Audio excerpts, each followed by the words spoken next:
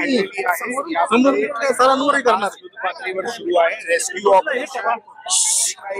2 minute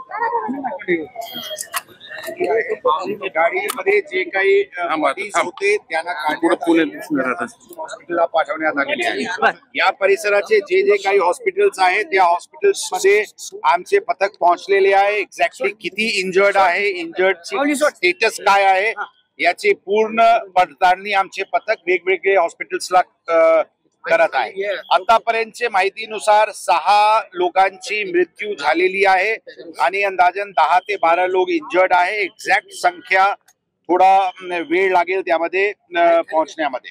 आता आमची 8 वर गेलाय असं बोललं जाते। आतापर्यंत कन्फर्म फिगर आमच्याकडे 6 ची आहे। इंजर्ड वेगवेगळे हॉस्पिटल्सला आहे, त्याचे आढावा आमचे वेगवेगळे टीम्स करत आहे। याचे बद्दल नक्की फिगर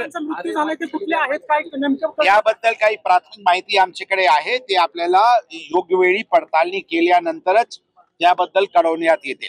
वेगवेगळे प्रकारचे फॉरेन्सिक टीम्स लावण्यात आलेली आहे। जे इंजर्ड जे काही ऍक्सिडेंट झालेले व्हेकल्स आहेत त्याचे बद्दल त्याची फॉरेन्सिक तपासणी, तसेच ससून हॉस्पिटलला फॉरेन्सिक टीम, DNA ची टीम्स, आमचे इन्क्वेस्टची टीम्स आणि पोस्टमॉर्टमची टीम्स मोठ्या संख्येने लावण्यात आलेली आहे, जेणेकरून सर्व दृष्टिकोनातून बॉडीजची DNA पडताळणी करावा लागेल आणि कंट्रोल सॅम्पलनी आयडेंटिफाय करून ते हँडओव्हर करण्याची प्रक्रिया पण लवकरात लवकर होईल या दृष्टिकोनातून आमचे टीम्स ससून हॉस्पिटलला आहे। कुठे उपचार चालू आहे सर, कोणकोणत्या हॉस्पिटलमध्ये चालू आहे? वेगवेगळे या परिसराचे वेगवेगळे हॉस्पिटल्सला जखमीला पाठवण्यात आली होती, याबद्दलची विस्तृत तपशील आपल्याला नंतर। या ट्रकला नक्की काय झालं होतं, हा ट्रक मध्ये काय होतं? प्राथमिक तपास मध्ये असं दिसते की हे ट्रकचे काही कंट्रोल त्यांनी ड्रायव्हरनी लूज केला होता आणि धडक मारत मारत पुढे जात असताना